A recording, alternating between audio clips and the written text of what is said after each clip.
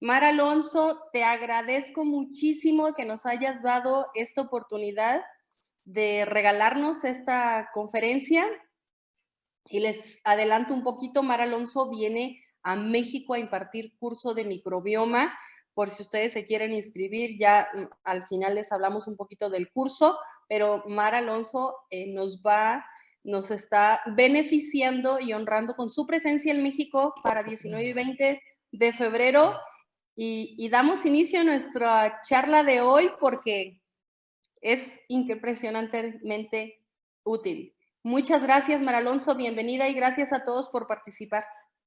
Muchas gracias a ti, Sandra. Y nada, vamos a ello. El tema es muy extenso y yo creo que importante y por eso decidimos hablar de esto, ya que nos estamos encontrando a muchísimas personas con COVID persistente y además porque lo que aprendamos sobre COVID persistente al final ya veréis a lo largo de la presentación como es igual de importante en prevención, en tratamiento y en el COVID persistente después, ¿no? Porque al final es un poco el comprender qué tiene que ver la microbiota con la inmunidad, qué pasa frente a infecciones virales, qué pasa en cuadros de inflamación sistémica y cómo podemos modular esa respuesta desde nuestra microbiota.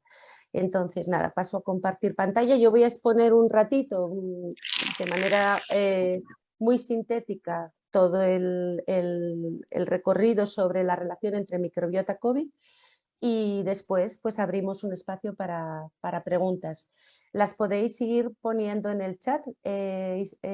Sandra, decías que pongan delante pregunta y la redactáis, ¿vale? Y ella las va Sí, recogiendo. para la pregunta primero hay que poner pregunta con mayúscula para que nosotros sepamos que es una pregunta y al lado la pregunta. Y al final vamos a seleccionar las preguntas que más hicieron repetidas y esas son las que vamos a responder. Si da Perfecto, tiempo vale, a pues vamos responder a ello. todas, respondemos todas. Pues todo lo que podamos, vamos a ello. Muy bien, Sí,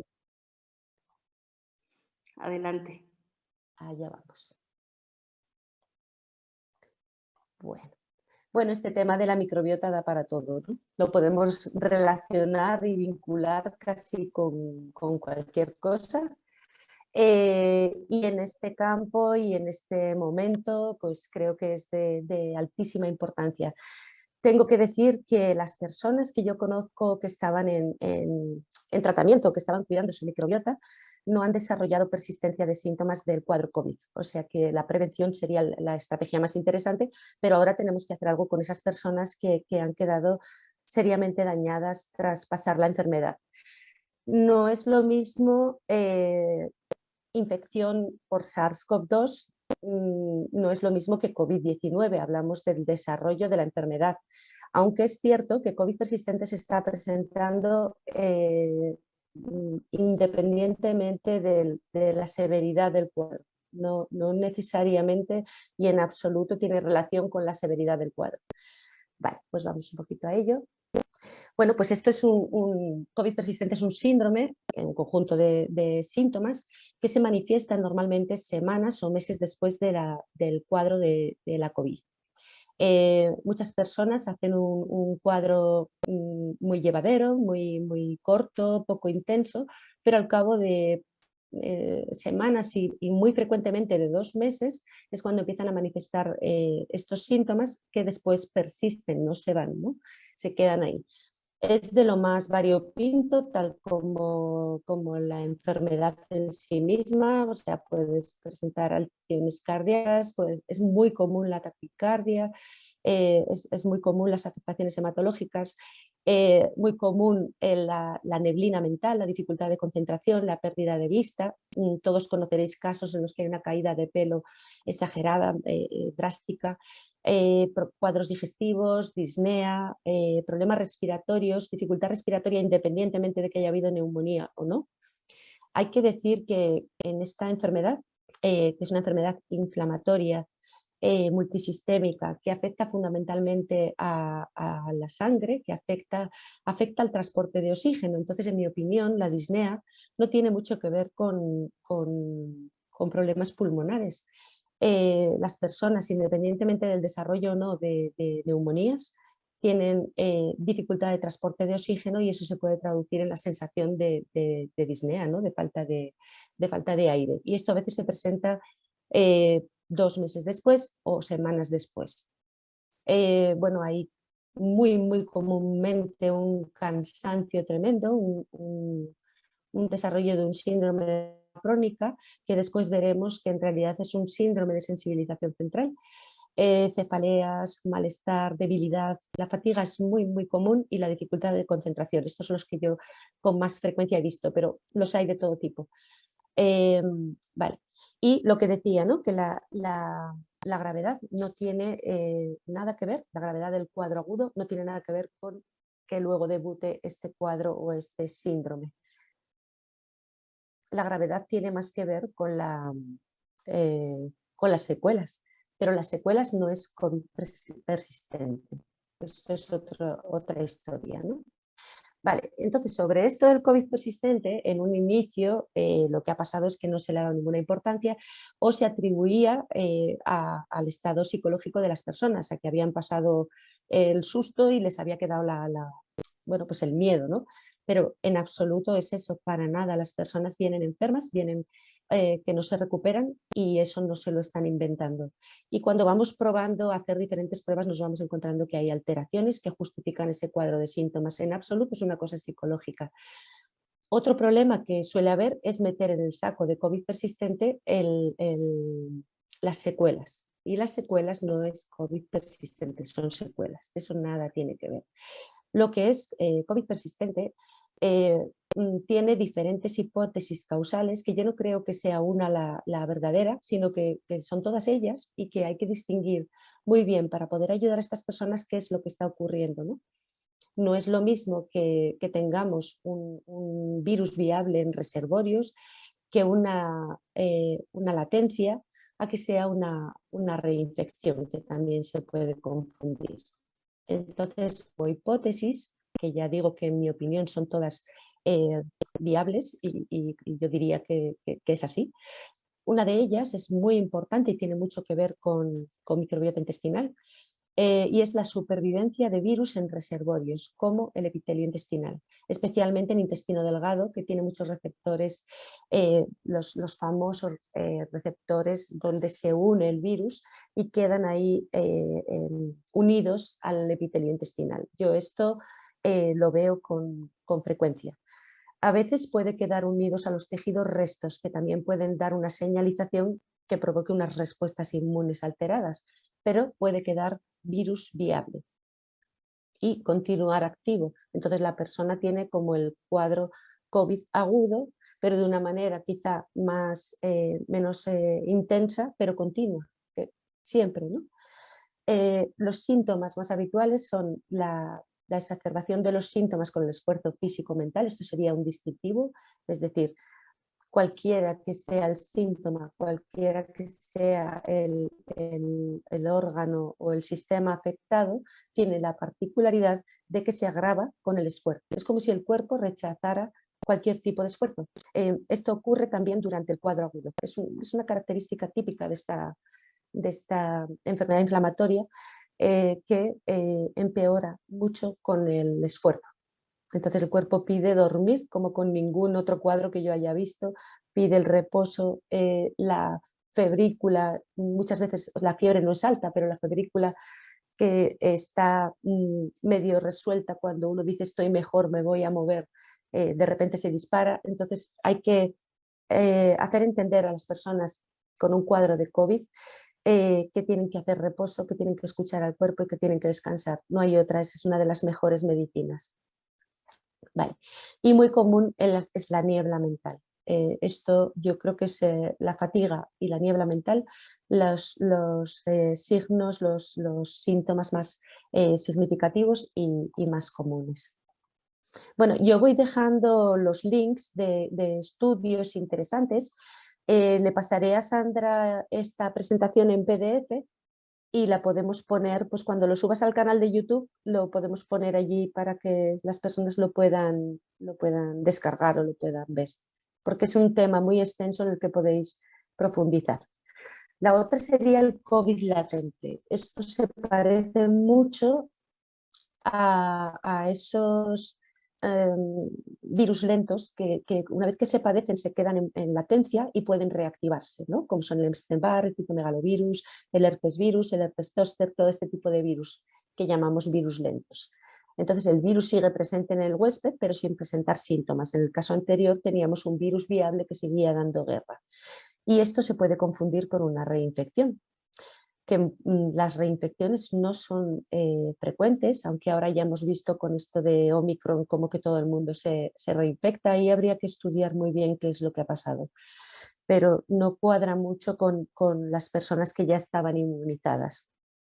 Entonces muchas veces son reactivaciones de infecciones latentes. No ha vuelto a entrar un virus, es un virus que está dentro que vuelve a dar la lata.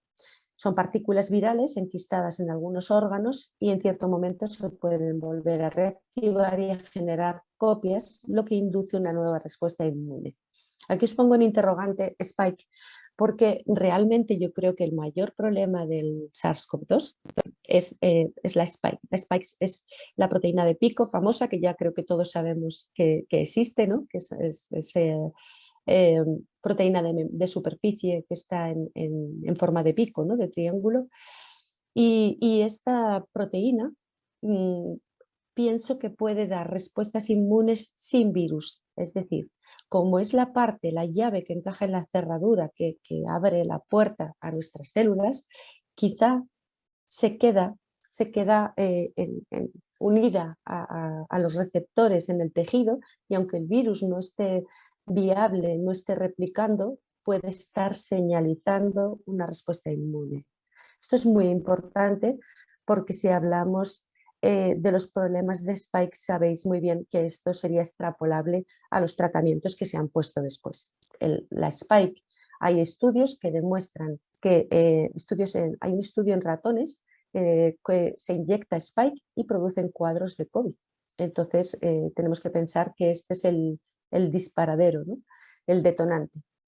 Bueno, ahí también tenéis un enlace a un estudio que mostró que algunas personas asintomáticas demostraban la presencia de SARS-CoV-2 en intestino delgado hasta 3 meses después de la infección. Y es mucho más allá. Lo que pasa que vamos avanzando como podemos porque esto es completamente nuevo, ya hay muchas más publicaciones, pero bueno, pues sobre estas que son del inicio ya hay información sólida, ¿no? Vale, por último serían las reinfecciones que en realidad no son COVID persistente, se pueden confundir con COVID persistente.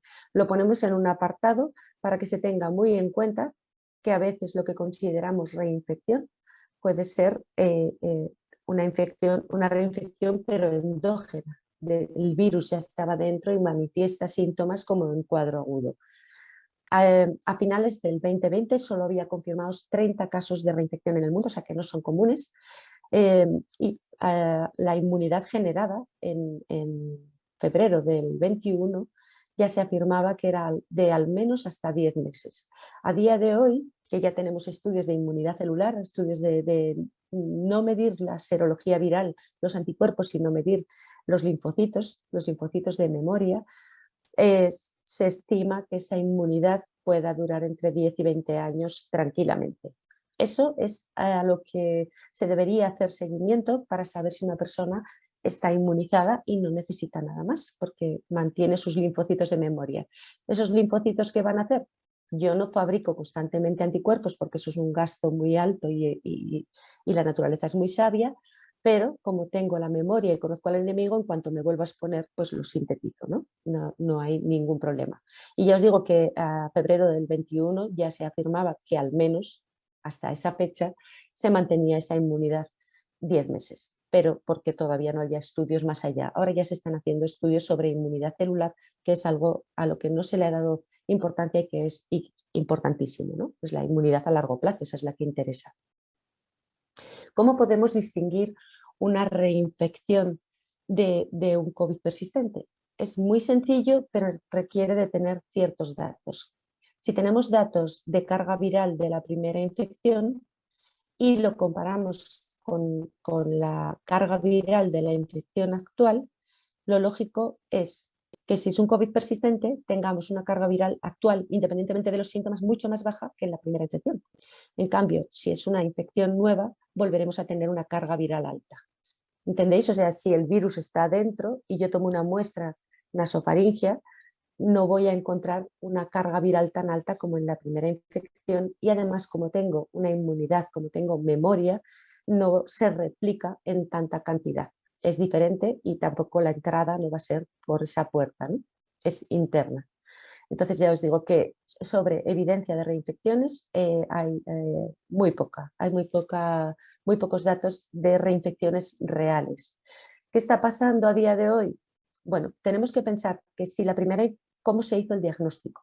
Hay muchísimas personas que tuvieron un primer diagnóstico de infección por SARS-CoV-2 que a saber de qué fue, porque como todos sabemos, el diagnóstico en base solo a PCR positiva o PCR negativa pues es de dudosa credibilidad, ¿no? O sea, puede ser cualquier otro virus. Entonces, quizá esa persona que dice, uy, lo volví a coger, lo que tuvo al principio no era SARS-CoV-2, sino cualquier otro virus de los que pueden dar positivo en esa prueba. O puede ser al revés, antes tuvo la infección por SARS-CoV-2 y lo actual es cualquier otro virus, o como está pasando ahora que estamos en época de gripes y de otros coronavirus, puede ser cualquier otra cosa.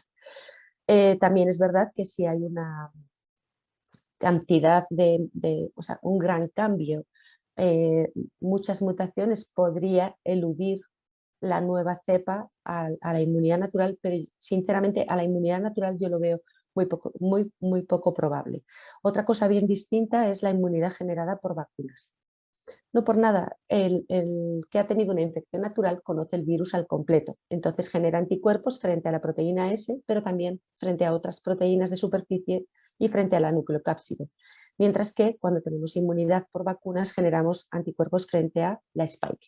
Entonces, como la spike es la parte del virus que ha sufrido más mutaciones, es muy probable que esos anticuerpos producidos por la vacuna de la primera spike ya no sean efectivos ni sean neutralizantes. Es una cuestión de lógica aplastante, ¿no? Mientras que si tu sistema inmune reconoce al virus por muchas de sus partes y solo ha cambiado en los picos o ha cambiado en ciertas partes, pero como tiene más información de la totalidad del virus, es menos probable que se pueda eludir la respuesta inmune. Entonces, realmente para tener datos de reinfección tendríamos que tener todos los datos en la mesa, ver quién se ha reinfectado, si tenía datos reales de haber tenido la infección por SARS-CoV-2 o no, y tendríamos que excluir todos aquellos que no tengamos datos fidedignos, datos de sí, porque mira, tiene anticuerpos, entonces fue SARS-CoV-2 y ahora volvemos a hacer prueba de anticuerpos y se han vuelto a levantar. O miramos IgG, IgM y ha vuelto a subir la IgM. Por cierto, una de las cosas de las que estoy pendiente, pero no tengo todavía suficientes datos, es que desde el comienzo de las infecciones por SARS-CoV-2 se vio un comportamiento un poco extraño porque normalmente cuando estamos en plena infección suben los anticuerpos IgM y después, cuando ya la infección está superada, aparecen los anticuerpos IgG, ¿no? O cuando empezamos a sintetizar IgGs es que ya está superada.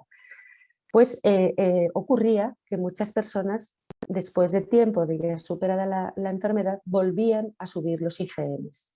Entonces, nos puede hacer pensar que quizá esto sería un punto de seguimiento para saber si hay un COVID, o sea, virus viable en tejidos, como lo que estábamos hablando del intestino, ¿no?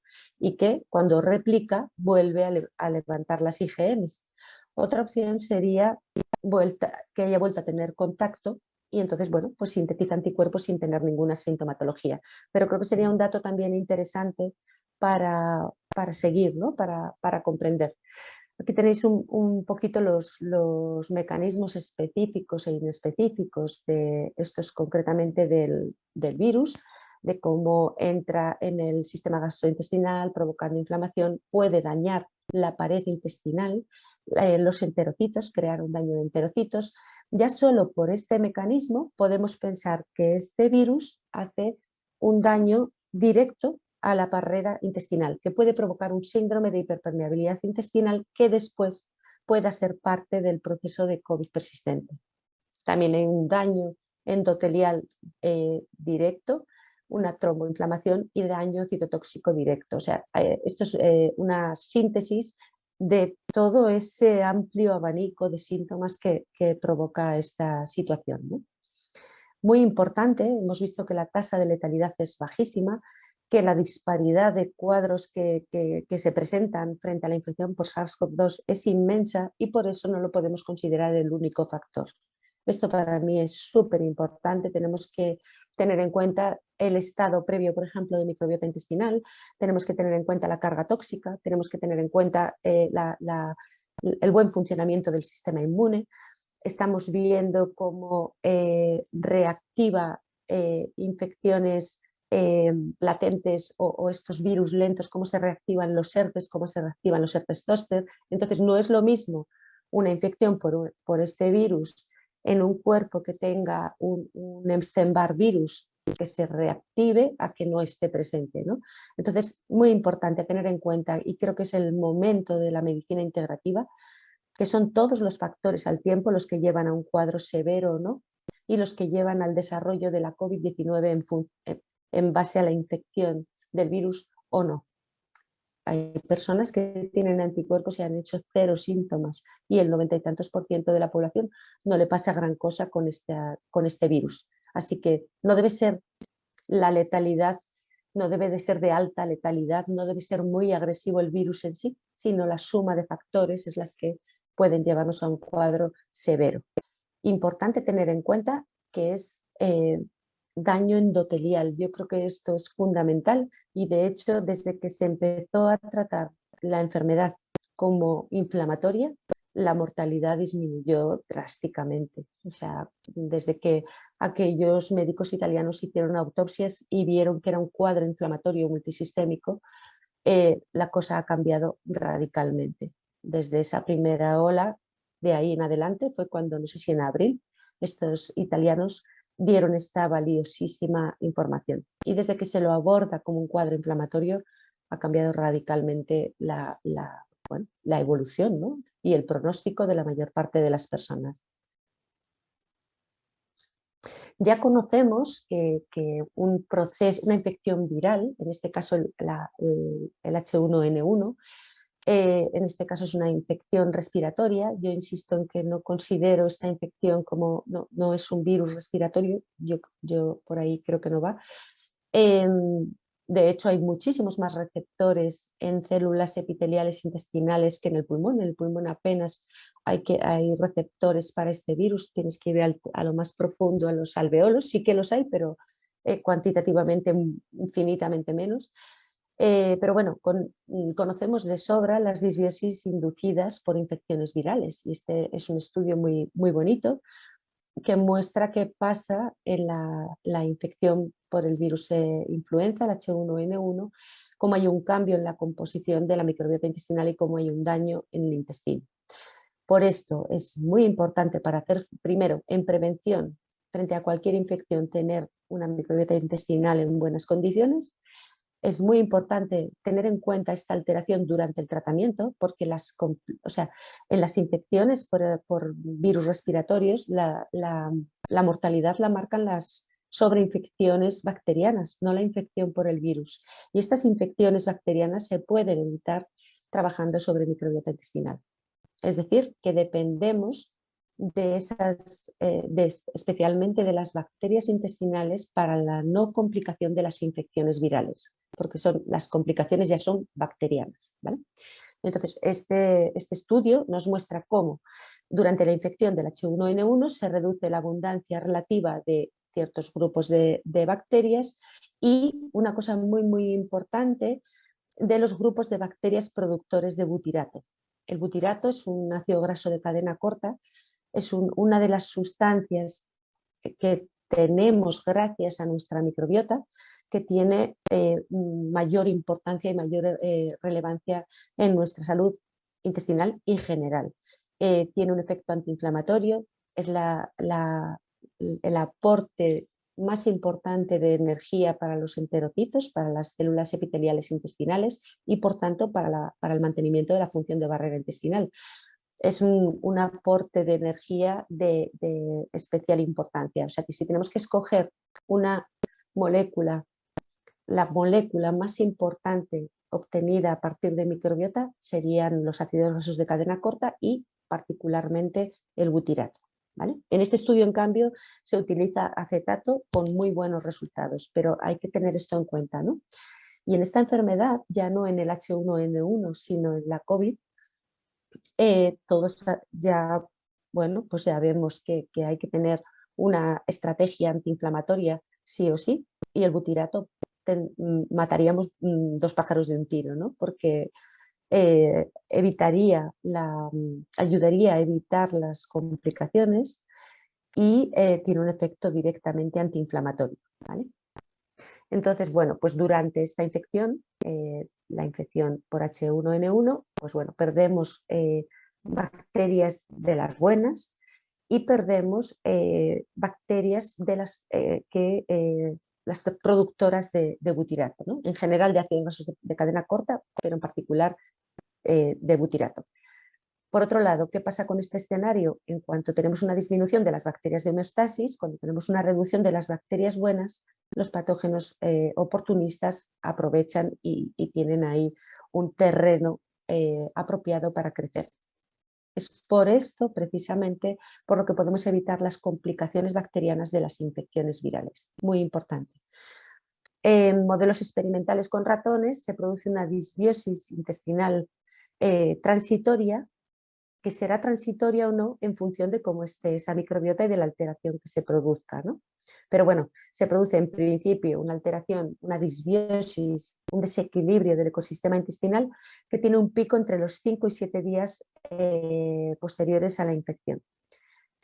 La infección en sí reduce el crecimiento de bacterias buenas, como he dicho antes, de lactobacilos, bifidobacterias, bacterias filamentosas segmentadas, y esto permite que crezcan patógenos oportunistas, ¿vale? Esta parte es muy importante. Y tenemos una pérdida de bacterias productoras de ácidos grasos de cadena corta, con lo cual en ese escenario perdemos capacidad antiinflamatoria, ¿vale? Muy, muy importante. Aquí lo detalla, luego lo vemos en un gráfico en la siguiente diapositiva. Bueno, sin más, entonces, que tengamos claro que esa infección viral, aunque sea respiratoria, provoca una disbiosis transitoria con pérdida de bacterias buenas, con pérdida de productores de ácidos grasos de cadena corta y, por tanto, con más posibilidades de crecimiento de patógenos. Y aquí tenéis un poco el resumen y el link al estudio, como la caída se produce en el día 7, o sea, entre 5 y 7, pero bueno, aquí tenemos como marcador el punto de partida a los 7 días de la infección por el virus influenza y a los 14 días. En un escenario normal tenemos una caída y después una posterior recuperación. Pero en aquellas personas que no tienen una buena recuperación tenemos que tener muy en cuenta que quizá lo que no se ha recuperado es el equilibrio del ecosistema intestinal.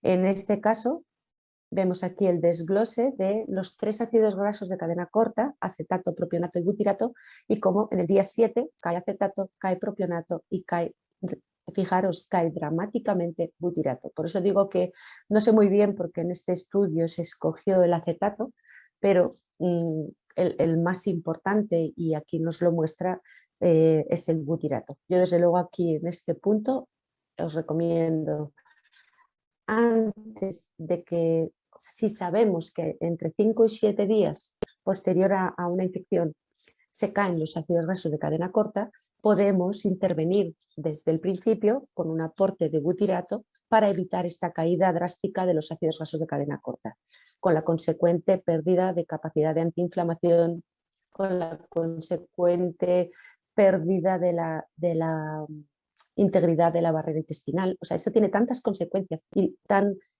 poco posibilidad de daño que desde luego creo que es muy interesante y ojalá que se haga un estudio con otros virus, ¿no? Bien. Vale.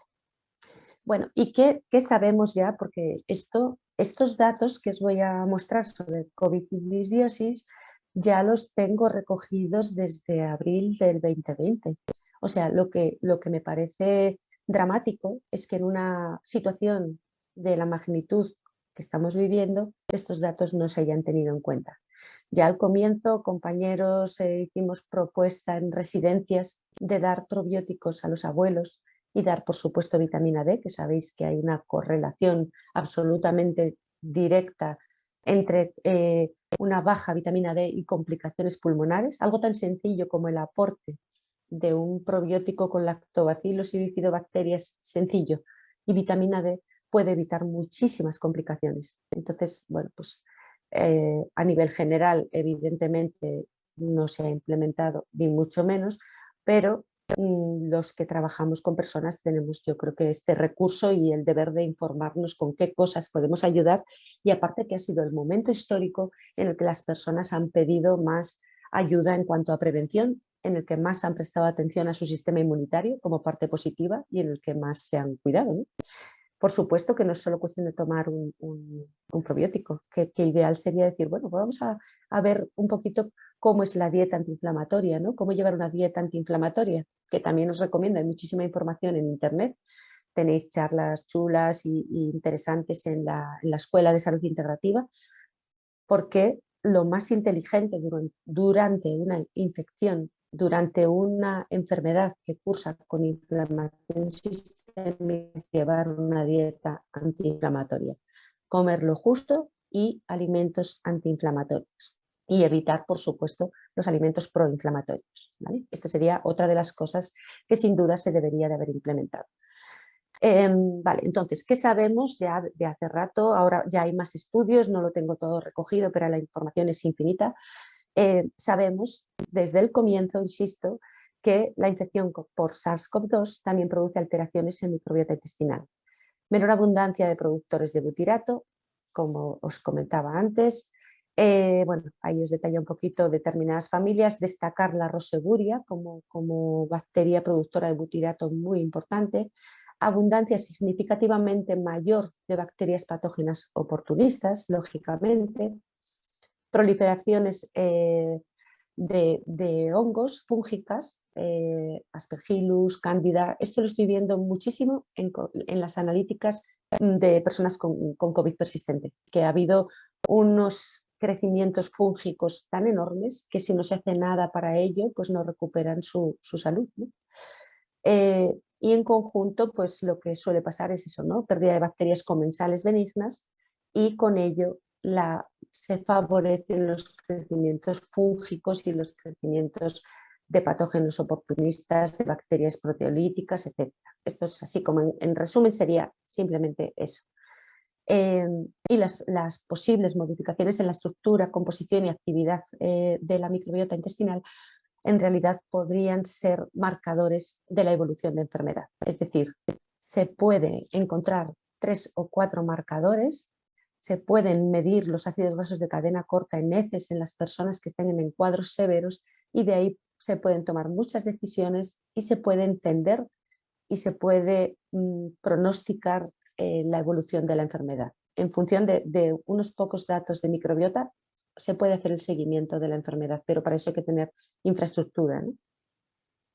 Vale.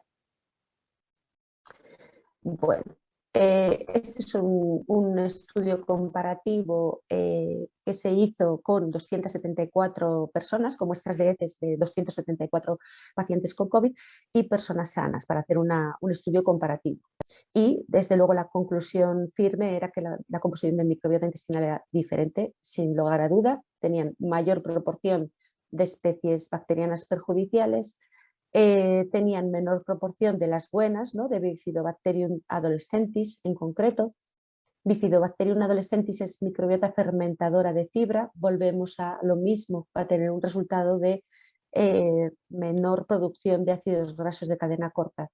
Pérdida de Faecalibacterium praunici, fundamental en la producción de butirato, Eubacterium rectale. Bueno, todo esto se hizo en base a esas 274 muestras y también encontraron niveles elevados de varias citoquinas, quimiocinas y marcadores de inflamación, que sería otro punto interesante de seguimiento de la evolución, ¿no? Mirar las citoquinas, quimiocinas. De hecho, ya estamos mirando analíticas en personas con COVID persistente en base a parámetros de interleuquinas, citoquinas, ver qué ha quedado disregulado en cuanto a respuesta inmune. Desde el trabajo sobre microbiota intestinal podemos volver a modular toda esa respuesta inmune sin lugar a dudas. O sea, 80% de la inmunidad total depende de este sistema inmune de mucosas. Entonces, trabajando desde ahí, podemos trabajar la recuperación del equilibrio, la buena respuesta de ese sistema inmune de mucosas, pero también podemos señalizar para volver para recuperar la respuesta inmune en general. Hay estudios publicados sobre SARS-CoV-2 que ya muestran la participación de bacterias específicas y sugiere esto ejes terapéuticos y preventivos muy interesantes. Por ejemplo, administrar Lactobacillus casei, el Lactobacillus rhamnosus, Bifidobacterium bifidus, disminuyen los títulos virales y alivian los síntomas en la infección por el virus de la influenza respiratoria. Entonces, sobre esto debemos de encontrar, podemos trabajar en general con lactobacillus y bifidobacterias, pero podemos encontrar incluso cepas concretas que van a tener un efecto directo en la replicación viral. El viroma está íntimamente relacionado con toda la microbiota y de hecho los virus, especialmente los fagos, los virus de las bacterias, son los que van a controlar muchas veces que ciertas bacterias crezcan o no. Quiere decir que esta relación es bidireccional. Entonces hay una relación directa entre administrar ciertas bacterias y bajar la carga viral. De hecho, lo hemos comprobado bueno, pues de manera pues como buenamente podemos, ¿no? Pero es un hecho que las personas que estaban tomando probióticos negativizaban las PCRs muchísimo más rápido, en un tercio del tiempo, que las personas que no estaban tomando probióticos. Otro estudio interesante demostraba cómo la administración nasal del Lactobacillus rhamnosus proporcionaba protección frente al virus sincitial respiratorio. Fijaros qué interesante, ¿no? La administración de los probióticos directamente en la mucosa, por ejemplo nasal, tiene una absorción inmediata y un efecto inmediato sobre todo el sistema inmune de mucosas. Sistema inmune de mucosas, entenderlo como una totalidad en la que no hay que tratar una parte o cada parte. El efecto sobre una parte de las mucosas tiene un efecto inmediato sobre la totalidad de las mucosas, ¿vale? Y bueno, pues que el tratamiento con probióticos puede tener efectos beneficiosos al reducir la inflamación inducida por la enfermedad, mejorar la inmunidad de mucosas y así podemos tener un control sobre la propagación de las enfermedades virales. Si nos imaginamos que esto es casi un sueño, una población en la que implementamos, por ejemplo, la administración de Enterococcus faecalis, que mejora, es la bacteria que estimula la producción de la IgA, de ese primer anticuerpo que bloquea el virus en la primera barrera, ya en el epitelio nasal. Esto sería de una repercusión gigantesca en evitar la transmisión. Seguro que el ROC, el índice de transmisión del virus, caería drásticamente, ¿no? Pero bueno, para eso habría que hacerlo a gran escala o en una población durante un cierto tiempo, pero esto se vería muy rápido. Aquí tenéis también los links a estos estudios. Bueno, también se fue demostrando, porque claro, al principio, si recordáis, todo era virus respiratorio y no va por ahí, ¿no? Después ya se encontró cómo se demostró la presencia del virus en el aparato digestivo. Ya digo que tanto en esófago, en estómago hay receptores y particularmente del todo el tubo digestivo en el intestino delgado, porque tiene muchos receptores ECA2. Vale, que ya sabéis que participa en la homeostasis del sistema renina, angiotensina, aldosterona, que también lo hemos escuchado hablar muchísimo en todo este año, ¿no? La disregulación en ese sistema puede generar respuestas de lo más dispares y cuadros en diversos tejidos y diversa sintomatología, ¿no? Se piensa bueno, ahora ya está, yo creo que demostrado, ya los chinos hablaron mucho de esto, que puede haber una transmisión fecal-oral. En un comienzo también se hablaba todo de una entrada por inhalación, pero ya sabemos que puede haber una transmisión fecal-oral. Y de hecho yo veo ciertas diferencias en las personas que han tenido un contagio a través del epitelio nasal o lo han tenido por vía fecal-oral, porque suelen tener una afectación enorme en el aparato digestivo. O pierden completamente el apetito, o tienen diarreas enormes, o sea, se manifiesta, ¿no? O hay una molestia de estómago que además perdura bastante tiempo después, o sea, suele ser bastante evidente. Vale. Las células del epitelio intestinal que hemos comentado antes pueden ser reservorio del virus, ¿vale? Esto es muy importante en estos cuadros de COVID persistente, porque puede volver a replicar y volver a dar o constantemente dar sintomatología inflamatoria o cuadro, como si fuera un cuadro agudo, ¿no? Vale. Parece ser que estos receptores puede ser que sean mucho más numerosos en caso de exceso de bacterias no simbióticas. ¿Qué nos está diciendo esto? Que si la persona que tiene contacto con el SARS-CoV-2 tiene un contagio a través de la vía fecal-oral, tiene una disbiosis previa en la que hay más patógenos, en la que hay más bacterias no de las buenas, ¿no? O presencia de más patógenos, ese intestino tiene más receptores y por lo tanto va a tener mucha más capacidad o sea, tiene un montón de cerraduras que encajan perfectamente con la llave, que sería la proteína spike.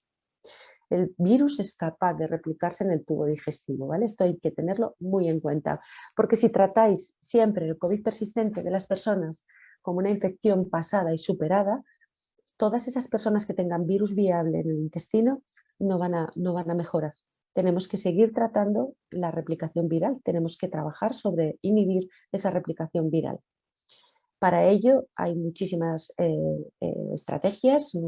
Aquí en España usamos mucho productos que modulen la respuesta inmune, usamos mucho la microinmunoterapia, pero tener en cuenta que el uso de probióticos de ciertas cepas también sirve para inhibir esa replicación viral. Ya hemos visto en una diapositiva anterior cómo el uso de determinadas bacterias bajaba los títulos virales, ¿vale? Ahí sería como meter a los soldados para que ellos se encarguen de inhibir esa replicación viral. Bueno, y mecanismos potenciales que se han visto implicados en los trastornos gastrointestinales, porque si recordáis muchísimos cuadros, sobre todo de la primera ola de las infecciones que hubo, cursaban con diarrea. Y había una afectación gastrointestinal en un porcentaje que ahora no recuerdo, pero muy alto. Uno de los mecanismos es el debilitamiento de la barrera intestinal. Una vez que hay una infección viral que provoque un aumento de permeabilidad intestinal, pasamos a una fase mucho más complicada, mucho más proinflamatoria, en la que ya podemos pasar a una endotoxemia metabólica. Hay toxicidad en el intestino y se abren las compuertas. Eso va a hacer que haya una diseminación de tóxicos sistémicos. ¿Y dónde van a dañar más esos tóxicos? En el lugar de menor resistencia, es decir, en la debilidad de las personas. Y por eso, bajo un mismo cuadro, una persona puede presentar taquicardias y otra afectación más cognitiva y otra historia, ¿no? Porque va a sangre y de sangre se distribuye y donde va a dañar primero es en el lugar más débil. Esto es siempre así, ¿no? Uno no enferma de lo que quiere, sino de lo que puede. Bueno, otro mecanismo de este cuadro también es la que altera la composición y las funciones de la microbiota, con lo cual, como consecuencia de la hipoxia, o sea, una vez que tenemos el cuadro de dificultad de transporte del oxígeno, esa deficiencia de oxígeno en sí misma ya provoca alteraciones en la composición de la microbiota. entre otras cosas, porque la falta de oxígeno provoca todo lo que nos podamos imaginar, ¿no? Hay una implicación también del eje intestino-cerebro, que luego lo nombramos un poquito, ya que el sistema nervioso entérico, las neuronas que tenemos en el intestino, también se pueden ver afectadas o bien por el daño directo por el virus o a través de la propia respuesta inmunitaria. O sea, puede haber un efecto directo, como veíamos en el gráfico del comienzo, o puede haber un efecto indirecto ya por el contexto de respuesta inflamatoria, ¿no? O de respuesta inmune. Esto también, este estudio, estos datos ya, yo los vi ya en marzo o abril, porque como primero fue en China aquel caos, ¿no? Pues se analizaron las muestras de las heces, además este era por miles, o sea, este estudio es macroestudio, miles de casos, miles de estudios de microbiota de heces, de casos muy graves, de hecho de muchos de los casos de aquellas personas que murieron, ¿no? Y la secuenciación de microbiota reveló disminución. Este nos vuelve a confirmar lo mismo, por eso os pongo diferentes fuentes. Disminución significativa de bifidobacterias y lactobacilos. Solo con este dato ya se debería haber implementado el uso de probióticos, sobre todo en población de riesgo. Un aumento de bacterias oportunistas, como siempre, ¿no? Siempre es pérdida de soldados buenos y eso, en cuanto se desprotege el medio, pues aprovechan patógenos oportunistas o aprovechan a crecer bacterias de la propia microbiota o hongos que hacen parte de nuestra microbiota, pero crecen demasiado, agravando la situación, ¿no? Entonces, la gravedad de la hipoxemia se correlacionó fuertemente con niveles elevados de células inmunes y marcadores de inflamación.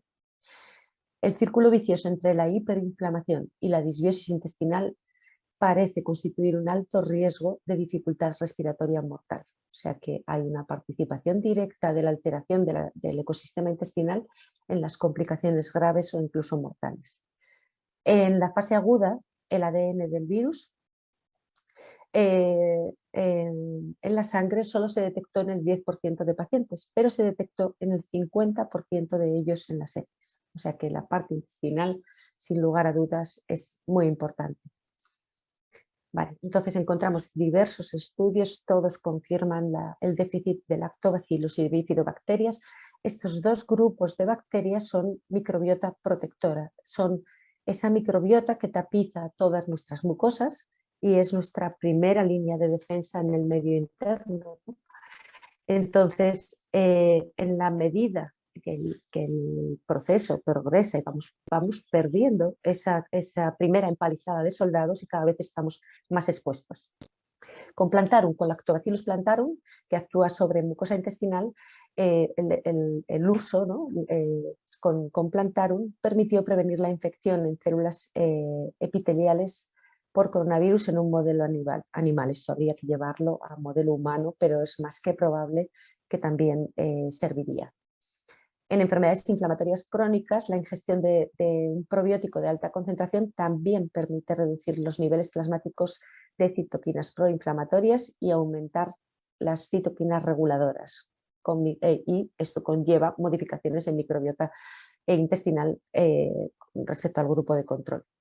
Lactobacillus brevis también da resultados similares. Yo creo que, bueno, toda la familia de Lactobacillus nos es útil. Luego podemos, pues no sé, tener, dependiendo del cuadro de la sintomatología de la persona, puede ser mejor una cepa u otra, pero en líneas generales Lactobacillus sin ningún problema en situación de prevención aguda o en COVID persistente se pueden y se deben trabajar los lactobacillus en general y las bifidobacterias, ¿vale?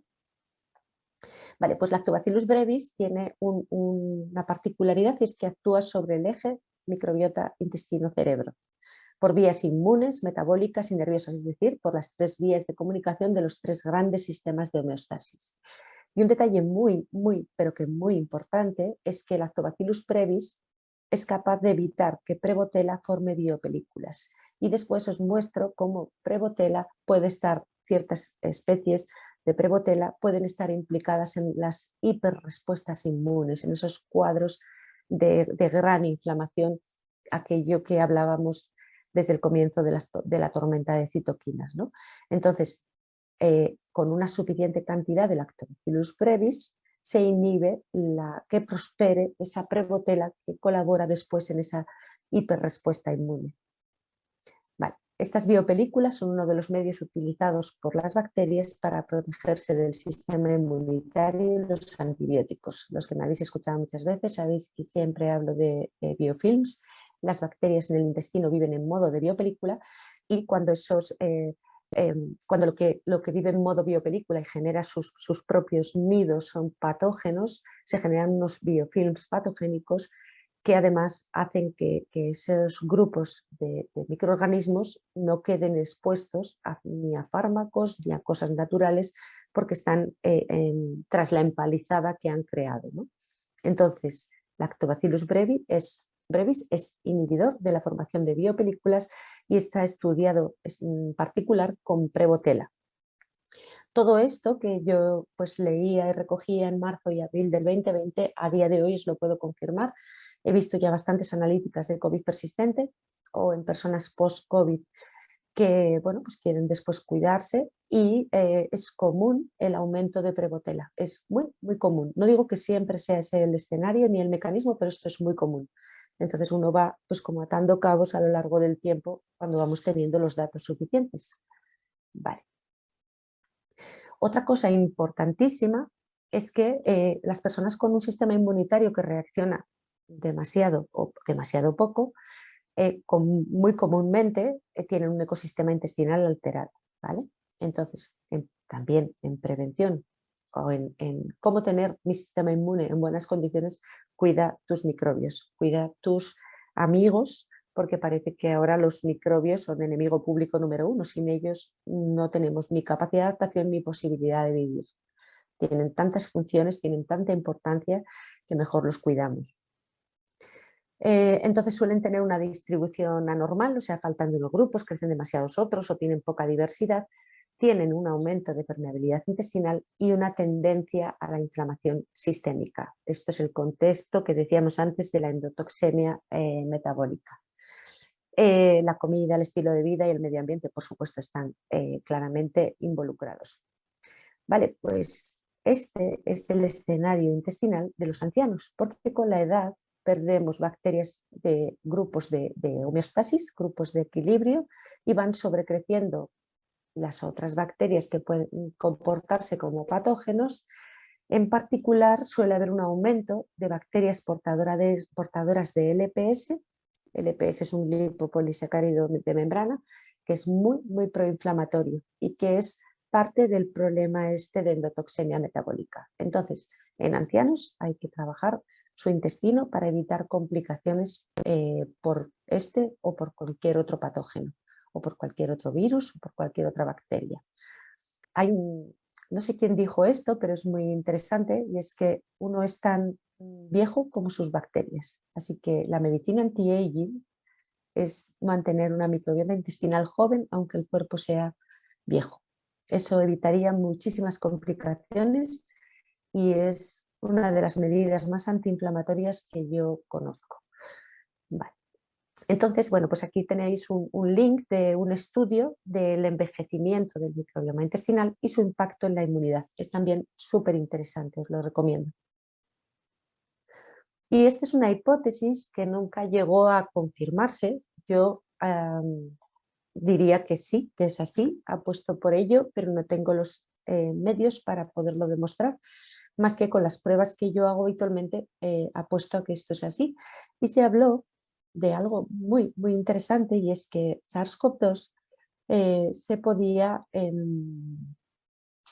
convertir en fago de Prevotella, que podía, y yo diría que no solo Prevotella, pero el fago es un virus de bacteria. Bien, pues hubo una hipótesis, hubo un documento muy interesante que hablaba de cómo este virus podía meterse a vivir dentro de bacterias.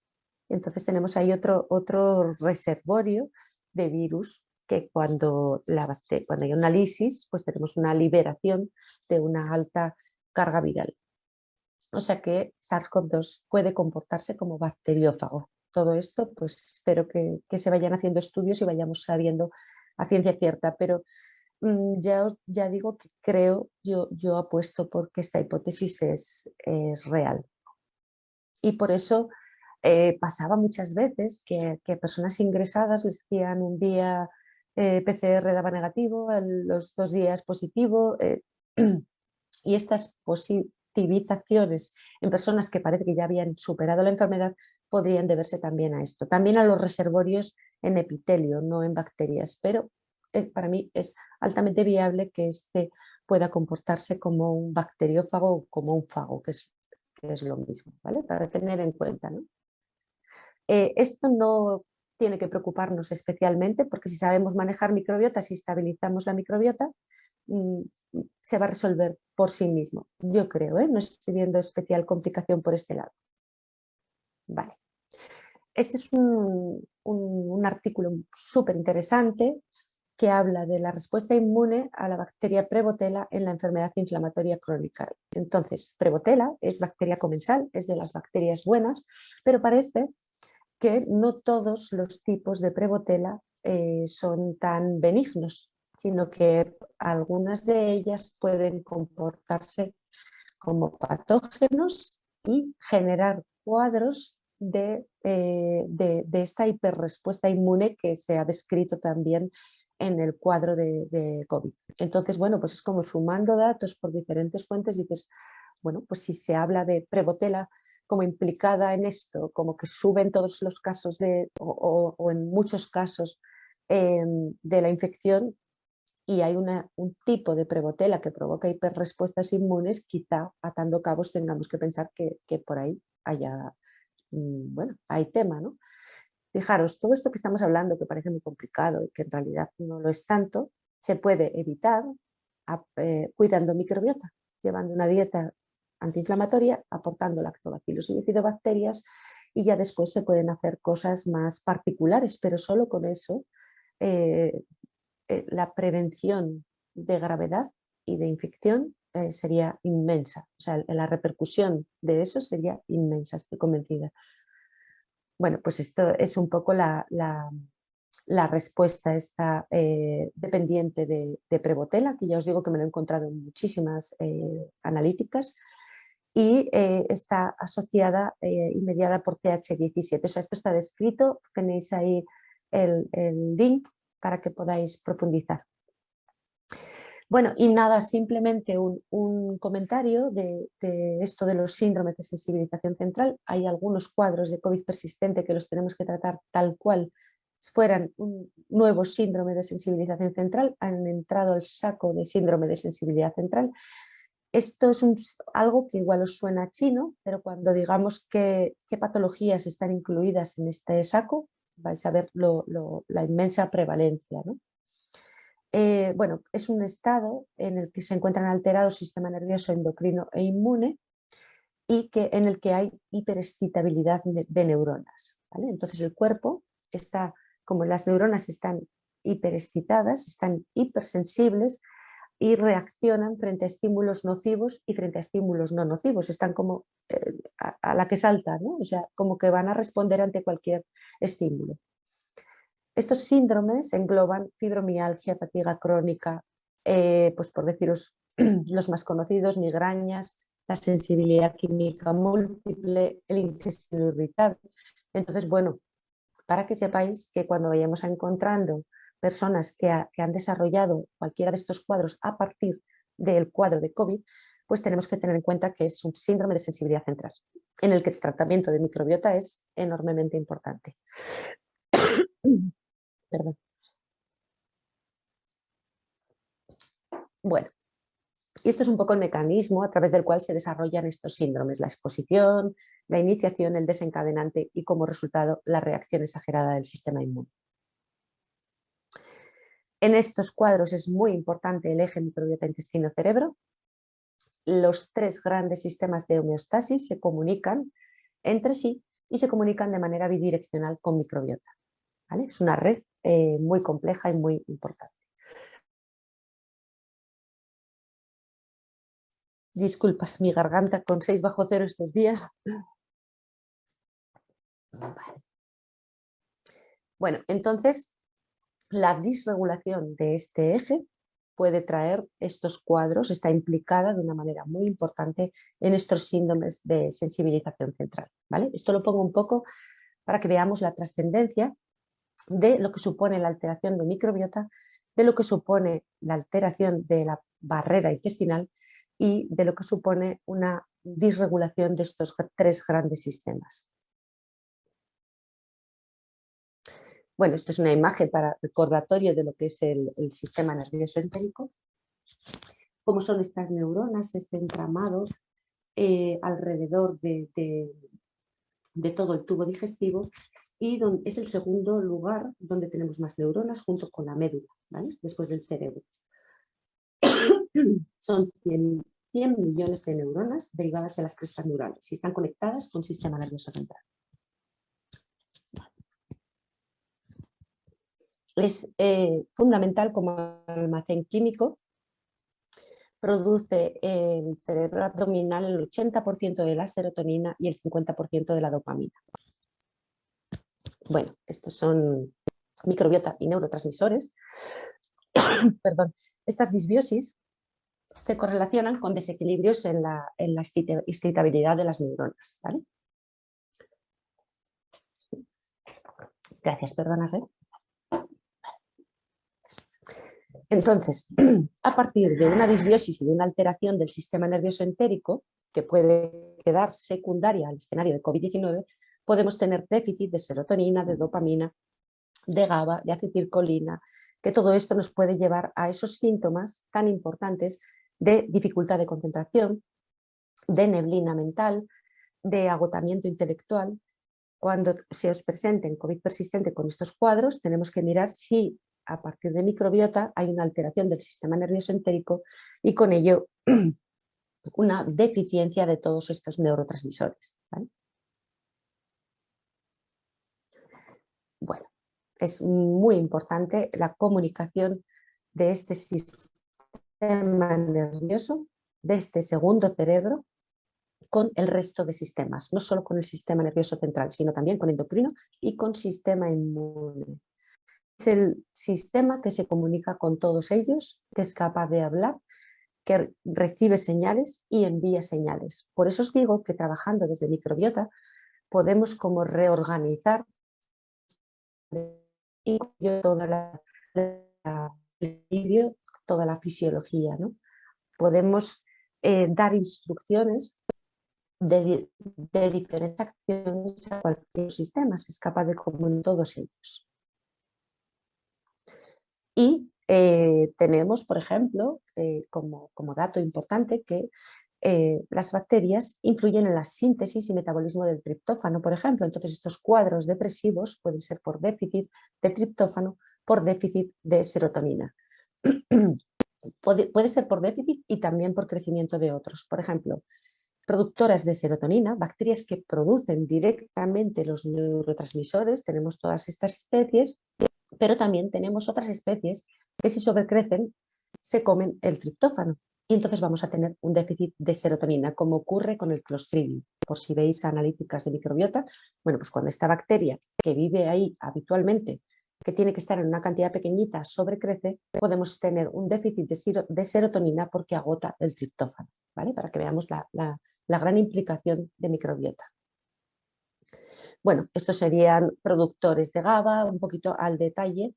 Cada bacteria, cada grupo de bacterias, los neurotransmisores o las sustancias tan importantes para la regulación del sistema nervioso que producen. Entonces, si tenemos a partir de la situación inflamatoria una pérdida de determinadas bacterias, el cuadro clínico, los síntomas que el COVID persistente está presentando puede ser debido a la pérdida de esas bacterias y su consecuente producción de neurotransmisores. Vale, entonces, así un poquito en resumen, los cambios en la composición de microbiota intestinal están absolutamente relacionados con la recuperación tras la COVID-19. Recuperar la eubiosis, el equilibrio intestinal, puede ayudar a lograr esa recuperación y desde luego la va a acelerar. la microbiota intestinal de personas que se recuperaron de COVID-19 es diferente a de las personas no infectadas. Hay estudios comparativos de esto. Es decir, queda en todas ellas una alteración que puede ser transitoria o puede no ser transitoria. Si es transitoria, esa persona se va a ir recuperando progresivamente y no va a desarrollar un cuadro de COVID persistente. Mientras que en esas personas en las que esa disbiosis deja de ser transitoria y se queda de manera permanente, van a empezar a manifestar diferentes síntomas al cabo de un tiempo. Ya digo que lo más común son 2 meses, pero pueden ser 3 semanas y de ahí en adelante. Yo tengo bastantes personas que tienen los síntomas, los desarrollaron pues eso, entre 3 semanas y 2 meses tras la infección de la primera ola y los mantienen a día de hoy. Además, en muchos de los casos no se ha movido ni un ápice, ¿no? O sea, siguen con algunos con cuadros de dificultades cognitivas muy severas, o sea, no pueden, por ejemplo, leer, porque si leen 3 líneas no se acuerdan de la primera, o sea, fijaros qué cuadro, qué disregulación y qué importante es que aprendamos para poder ayudar a estas personas que no son pocas. Vale, la diversidad de la microbiota en un estudio ya a un poquito más medio plazo no se restableció a niveles normales 6 meses después de la recuperación de COVID-19. Hablamos del cuadro de COVID-19, no de la infección por SARS-CoV-2, ¿vale? Esto hablamos de un estudio de microbiota 6 meses después de haber padecido COVID-19. No necesariamente muy grave, pero sí todo el cuadro inflamatorio, ¿vale? Pues 6 meses después, fijaros si es un cuadro disbiótico, no se había recuperado microbiota. Así que es imprescindible que tras pasar esta enfermedad se haga un poco de ayuda con dieta antiinflamatoria y con el uso de pre y probióticos para que esa disbiosis se resuelva lo más pronto posible.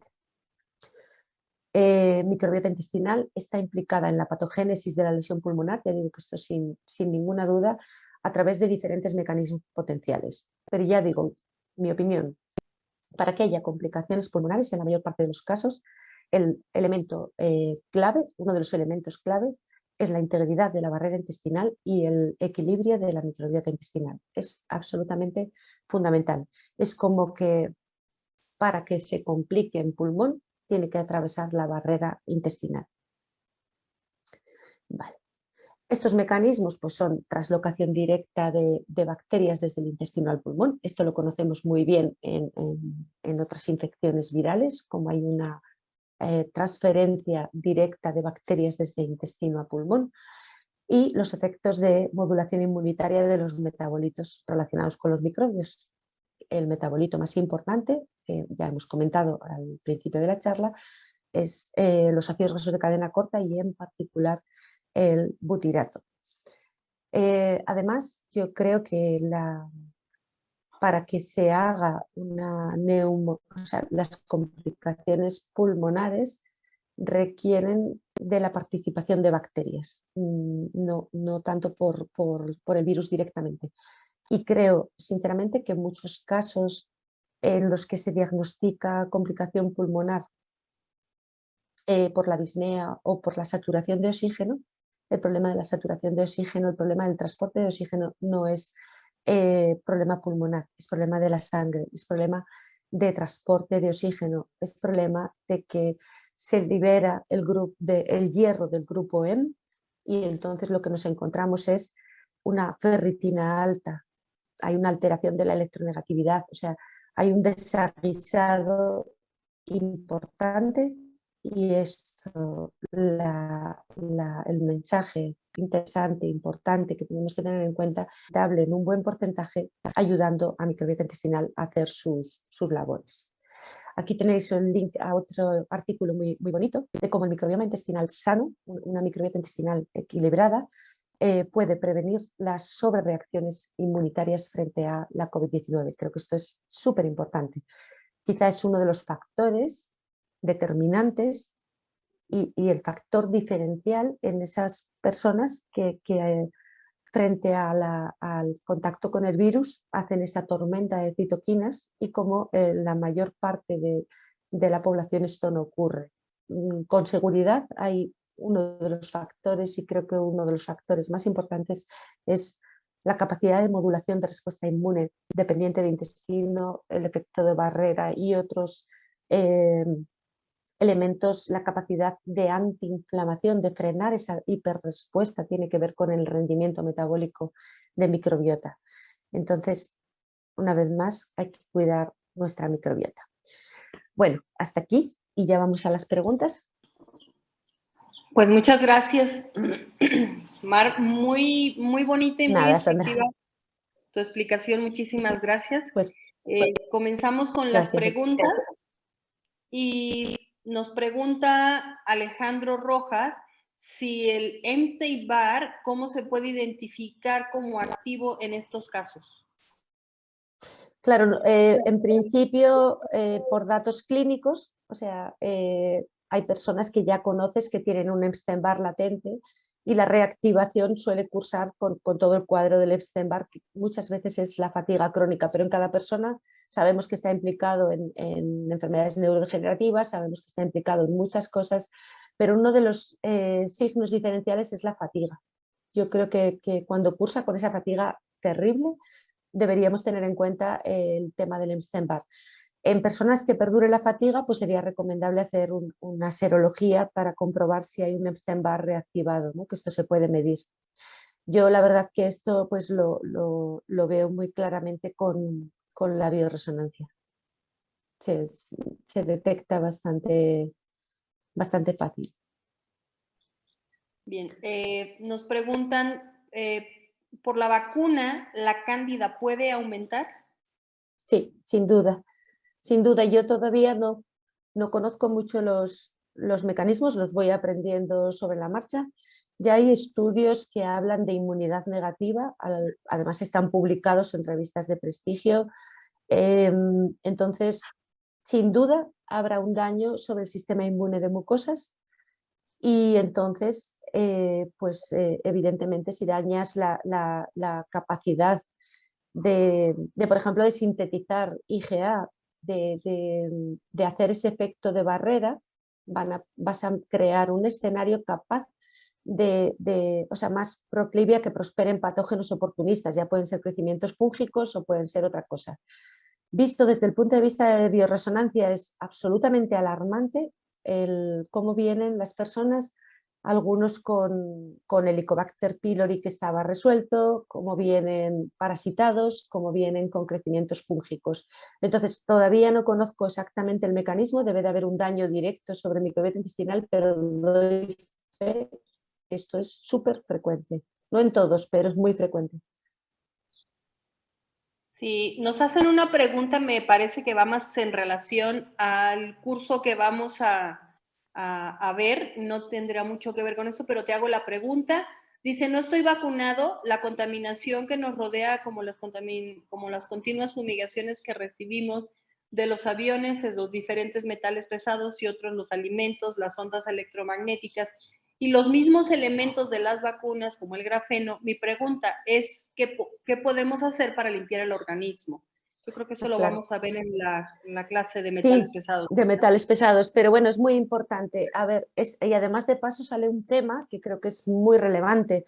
Los virus replican mucho mejor en un cuerpo que tiene una buena carga de metales pesados, con lo cual otro elemento, aparte de tener una buena microbiota, para no tener complicaciones con ningún tipo de virus y también para los que tengan, pues no sé, el virus del papiloma, bueno, cualquier patología en la que esté implicada virus, es recomendable limpiar el terreno y particularmente limpiarlo de metales pesados porque es un terreno para que repliquen mucho más. Entonces sí que es verdad que hemos tenido una exposición enorme. De hecho, yo este cuadro creo que es una suma de exposición a radiaciones, exposición a tóxicos, las propias alteraciones, disregulaciones, disbiosis, etcétera, etcétera. El propio miedo, el miedo debilita el sistema inmunitario y el pánico lo destruye. Y bueno, pues por supuesto ya hay un montón de factores implicados, pero yo diría que sí, que es importante, muy importante, el limpiar el cuerpo de metales pesados. También las radiaciones nos son mucho más lesivas si tenemos mucha carga de metales pesados. Lo amplificamos, hacemos un efecto de antena, ¿no? Como aquellos que tienen amalgamas en la boca. ¿Cómo limpiar eso? Pues dependiendo de si es una exposición reciente, es relativamente fácil, pero si es una exposición crónica ya se suelen requerir tratamientos mucho más profundos. Pero bueno, en general, la ceolita, que es esta piedra volcánica que absorbe metales pesados, la clorella, el cilantro, el selenio. El selenio es el antídoto universal de metales pesados. El zinc, el Lactobacillus rhamnosus, en particular, es una de las bacterias que nos ayuda con la degradación de xenobióticos, con la eliminación de carga tóxica. Tener una microbiota sana, por supuesto. Si tú tienes una microbiota en un estado de eubiosis, vas a poder hacer frente a muchísima más carga tóxica, vas a poder hacer frente a muchas más exposiciones a cualquier cosa que con una microbiota desajustada. Para mí, el intestino y su microbiota es el órgano de detoxificación por excelencia. Entonces, mantenerlo en buenas condiciones te va a poder hacer que puedas hacer frente mucho mejor a esta exposición. Por supuesto, el glutatión, el NAC, hay un montón de recursos para ayudarnos. El contacto con la naturaleza, por supuesto, en fin, todo lo que sea respirar al aire libre, el sol, de todo eso que nos privaron los 2 primeros meses, eso es todo lo que necesitamos para mantener un equilibrio que nos haga capaz de hacer frente a lo que tenemos alrededor.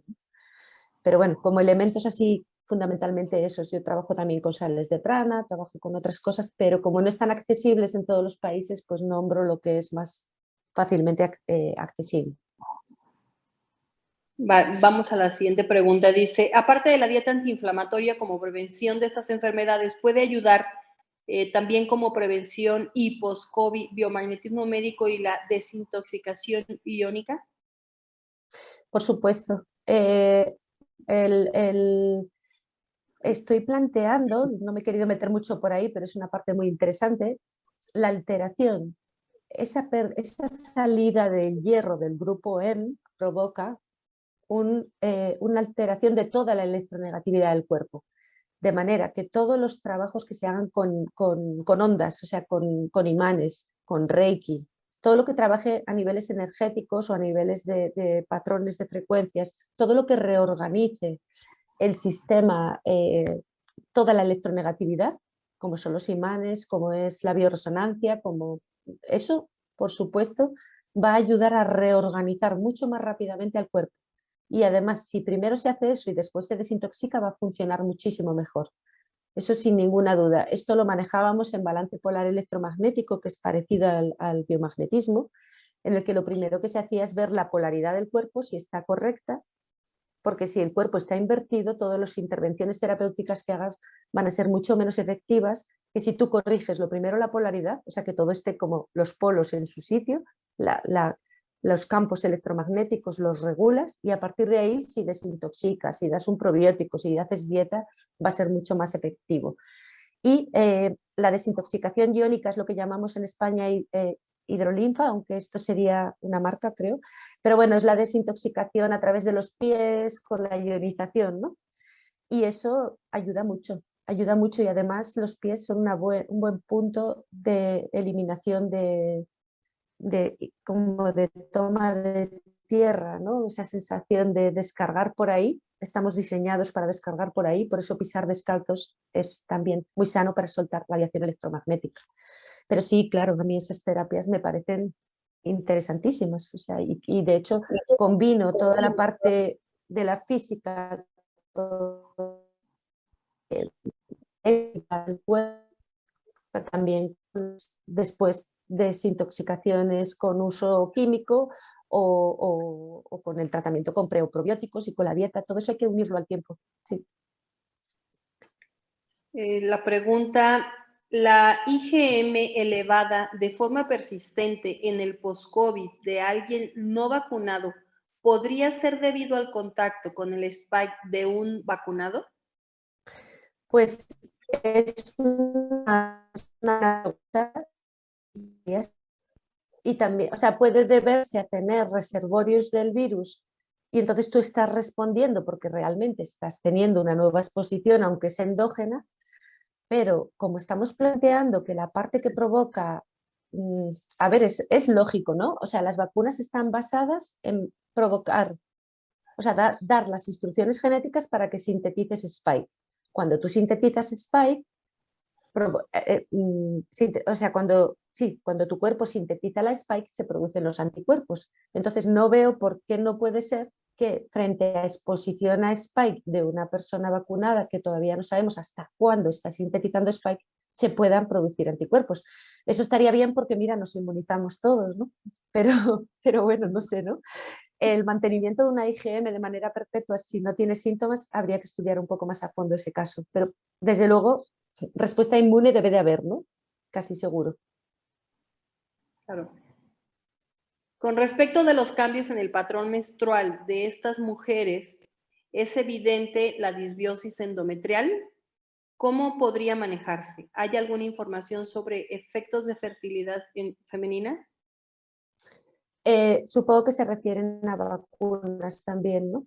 A ver, primero, interesante aclarar, en mi opinión, el cuadro que provoca COVID es exactamente el cuadro que puede provocar vacunas.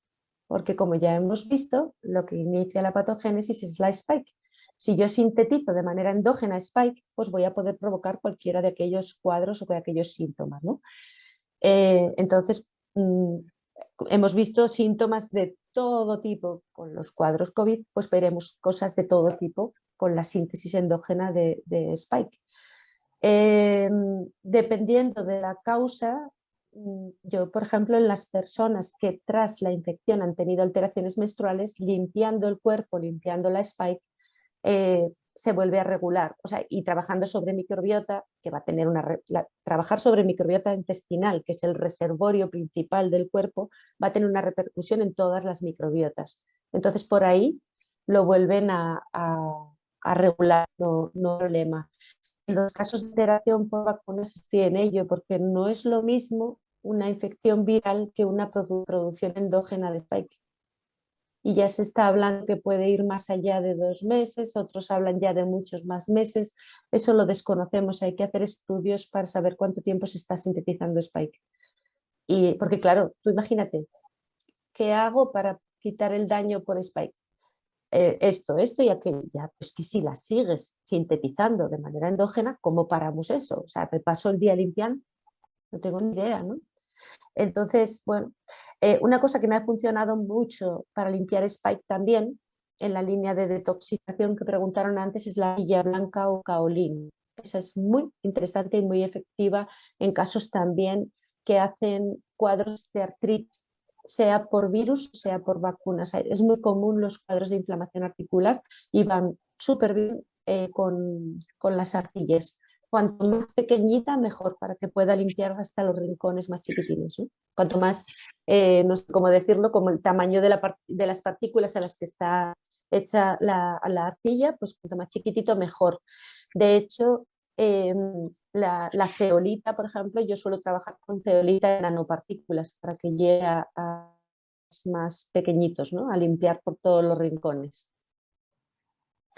Entonces, bueno, pues la regulación o las alteraciones menstruales todavía estamos viendo hasta dónde va a ser. Si son transitorias o son permanentes, vemos cosas muy, muy severas, con alteraciones ya hormonales severas, pero no tengo ni idea si será transitorio mientras eso está ahí o si será, para eso hace falta tiempo, no hay otra que esperar a ver qué va pasando. Pero en cualquier caso, limpiar y regular microbiota va a ayudar y va a acelerar el proceso, sin duda. Bien. ¿Qué papel puede tener la L-glutamina en el caldo de huesos y los almidones resistentes en este entorno?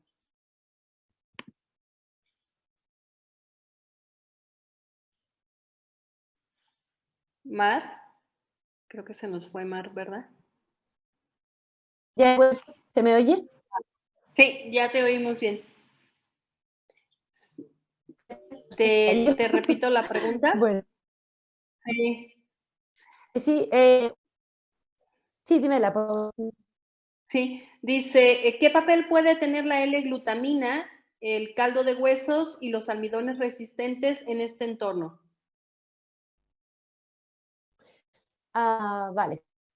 L-glutamina sirve para reparar la permeabilidad intestinal, pero yo no la doy cuando hay mucho proteolítico, cuando hay mucha bacteria proteolítica, porque puede dar lugar a más producción de amoníaco, o queda ahí la duda, ¿no? O sea, las bacterias proteolíticas pueden, si están sobrecrecidas, aumentar mucho la presencia de amoníaco, entonces no nos conviene, ¿no?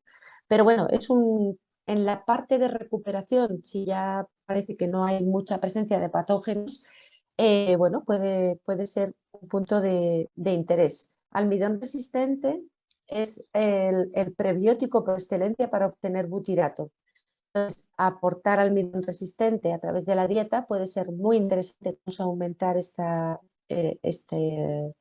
ácido graso, pero si nos queda una microbiota en la que faltan bacterias fermentadoras de fibra, que son las que son capaces de obtener butirato, lo que tengo que aportar es primero butirato, además a doble dosis, y un poquito cuando vamos resolviendo ese escenario de inflamación ya podemos introducir el almidón resistente. O por lo menos al principio tenemos que tener en cuenta que meter almidón resistente puede no ser igual a obtener butirato, porque no tenemos las bacterias que son capaces de fermentarlo.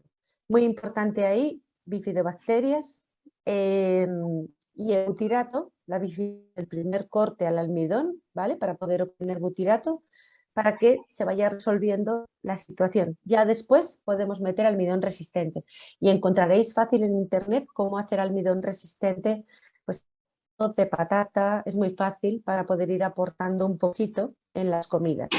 A veces no tenemos analítica, pero hay muchos signos, ¿no? de cómo anda la cosa. Si en una persona metemos almidón y le fermenta mucho, le provoca muchos gases, nos está marcando que le faltan bacterias fermentadoras de fibra. Nos está marcando que pueden estar bajos las bifidobacterias, especialmente Bifidobacterium adolescentis. Entonces, bueno, pues butirato, un probiótico con bifidobacterias, y ya en un tiempo vamos introduciendo el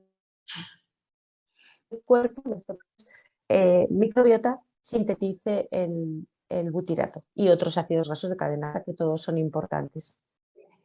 ¿Cómo tratamos la persistencia de un sabor salado en la boca post-COVID? La alteración de sabores, o sea, la pérdida de gusto y olfato es uno de los cuadros que más se presenta muchísimo, y que dura, hay personas que un año después siguen sin olfato y sin gusto. En mi opinión, el problema es de interpretación de la corteza cerebral de los sabores y de los olores. No es que fallen las neuronas, fallan los mecanismos, pero falla la interpretación. Entonces es común la distorsión. Yo ahí uso, la verdad, que las sales de prana para hacer limpieza de la spike, y ya nos tendríamos que meter en otros mecanismos que estudios que me los confirmaron, porque en bioresonancia se veía así, a través del epitelio intestinal, el virus atraviesa la barrera, la membrana, y se acaba depositando en un área temporal que tiene que ver con la interpretación del gusto y el olfato, que esto es un poquito más complejo para poder darles la solución así, ¿no? Pero hay que hacer una limpieza de aquello, ¿no? Esto cuesta un poquito más. Muy bien. ¿Qué estudio debo realizar para saber el estado de la microbiota intestinal y a qué tipo de médico debo acudir? Pues depende mucho del país, ¿no? Porque, por ejemplo, en España ya hay muchísima gente, tienes médicos de todas las especialidades, terapeutas que trabajamos con disbiosis. Tienes que buscar a alguien que esté especializado en microbiota intestinal, y eso no viene con ninguna especialización médica, ¿no? Entonces es buscar, dependiendo del país, si yo me muevo, mi motivación de ir a México es por asentar allí un grupo de gente que maneje esto, ¿no? Y en España trabajo mucho, yo doy muchísima formación, porque lo importante es que lo hagan muchas personas. Los estudios, pues yo trabajo con estudios de microbiota intestinal en heces, con cultivos, bueno, que mezclan PCR, o sea, sí, estudio de microbiota intestinal con cultivo y PCR, es el que es mi favorito, en el que lo que analizamos es grupos funcionales de microbiota para poder tener una idea de cómo está funcionando esa microbiota, qué me falta, qué me sobra y su rendimiento metabólico. Esos serían como los principales. Pues lo siento mucho porque me encantaría contestar más preguntas, pero ya está saliendo que inestable. Yo me presto y otro rato hacemos otra de estas. Sí, sí, muy bien, pues ya nada más entonces quedaría invitarlos para el día 19 y 20 de febrero. Mar va a estar aquí en Querétaro, también esa es una pregunta que están realizando. Vamos a tener el curso de microbiota intestinal, es decir, esto que acabamos de ver de manera más profunda. El curso se va a realizar tanto online como presencial. Presencial vamos a estar en el Hotel Flamingo Inn aquí en Querétaro, que es un hotel amplio con jardines, con buena ventilación para que te puedas sentir tranquilo. O también te puedes conectar desde cualquier país y puedes tener la clase. Sería una clase de 12 horas, 6 días, 6 horas cada día. Y otra de las preguntas que nos hacen es, bueno, eso que lo pueden ver online. Y vamos a profundizar todo el tema de la microbiota y ahí se les van a enseñar, pues, qué tipo de estudios se van a hacer y acuérdate que este curso lo puede tomar cualquier persona y si eres terapeuta, pues es una herramienta más para poder ayudar a tus pacientes. Si eres médico, es una herramienta muy interesante. Acuérdense que todos podemos ayudar a todos, desde nosotros mismos hasta nuestra familia. Y lo que dice Mar, pues está en busca de que haya aquí en México quien atienda el tema de microbioma, porque en Latinoamérica, en México, estamos muy perdidos con esta información. Mar, creo que ya regresaste, ¿verdad? Ya lo siento, haremos, no sé, desde un sitio con una conexión súper estable, alguna pequeña sesión de resolución de dudas, ¿vale? Para lo que se ha quedado pendiente. Ok, muchas gracias, Mar. Te cae ya. Y, sí. Gracias a ti y a todos por estar. Y nada, pues estamos en contacto. Haremos otra pequeña sesión de resolución de dudas, si os parece, ¿vale?